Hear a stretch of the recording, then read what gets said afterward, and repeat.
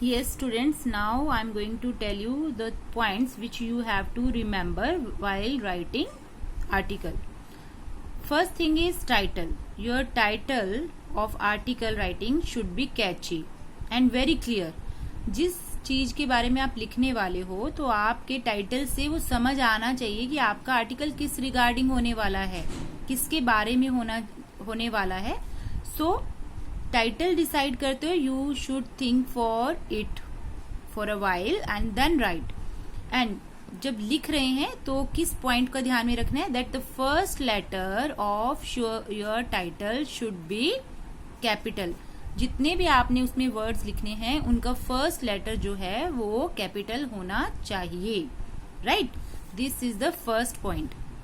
Second one is by writer's name. जब आपने title लिख लिया television watching pros and cons, अब यहाँ आप लिखेंगे बाय. बाय मीन्स कौन लिख रहा है.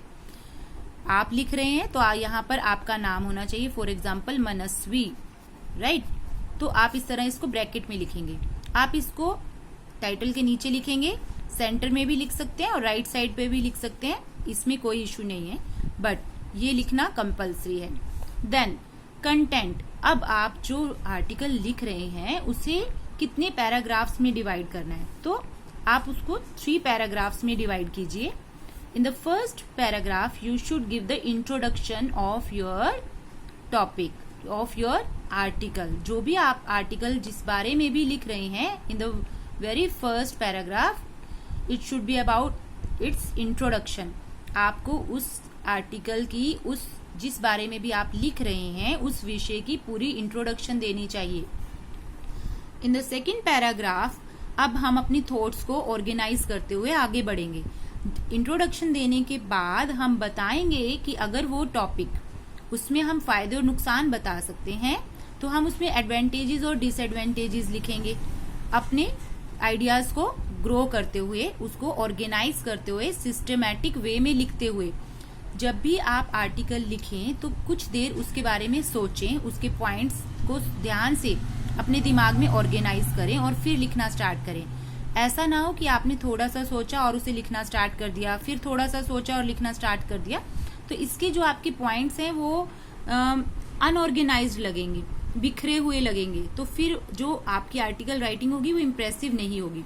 तो अच्छा यही है, think first and then write. In the very first paragraph you will write the introduction, you will give the introduction. In the second paragraph अगर आप उसके मेरिट्स और डीमेरिट्स बता सकते हो तो आप वो बताइए. अगर डिसएडवांटेजेस और एडवांटेजेस बताने वाली चीज है तो वो बताइए.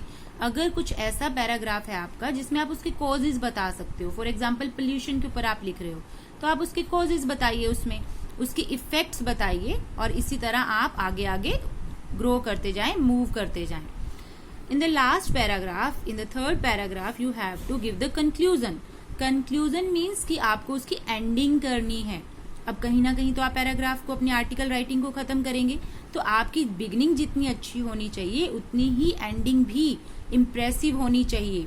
राइट, तो इस पैराग्राफ में आप किस तरह से एंडिंग कर सकते हैं, कुछ सजेशन दे सकते हैं अपने, आप उम्मीद दिखा सकते हैं कि मैं होप करता हूं कि ऐसा नहीं होगा भविष्य में या ऐसा होगा. आप उसमें वार्निंग दे सकते हैं. फॉर एग्जाम्पल अगर सपोज हम वाटर के ऊपर लिख रहे हैं कि वाटर धरती से खत्म होता जा रहा है या स्कैसिटी ऑफ वाटर है, तो आप उसमें वार्निंग देकर भी खत्म कर सकते हैं कि अगर हम लोग नहीं अपने आप को बदलेंगे तो एक दिन धरती पर ऐसा आएगा कि सारा पानी खत्म हो जाएगा.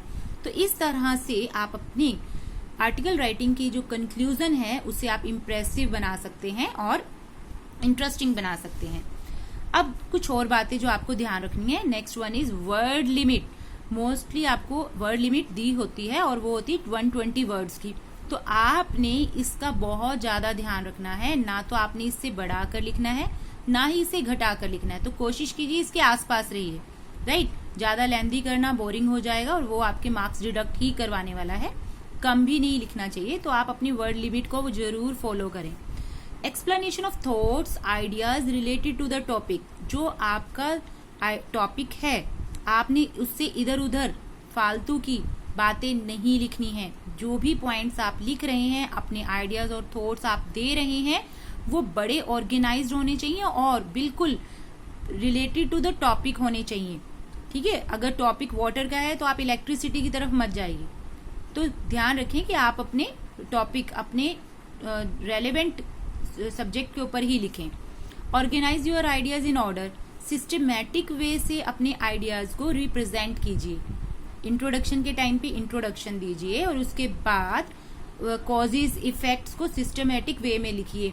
ऐसा नहीं है कि आपको एक पॉइंट याद आया आपने वो लिख दिया, फिर आपको थोड़ी देर बाद दूसरा पॉइंट याद आया तो आप वो लिख रहे हैं, ऐसा नहीं होना चाहिए। ग्रामेटिकल एक्यूरेसी और स्पेलिंग्स के ऊपर आपने बहुत ज्यादा ध्यान देना है।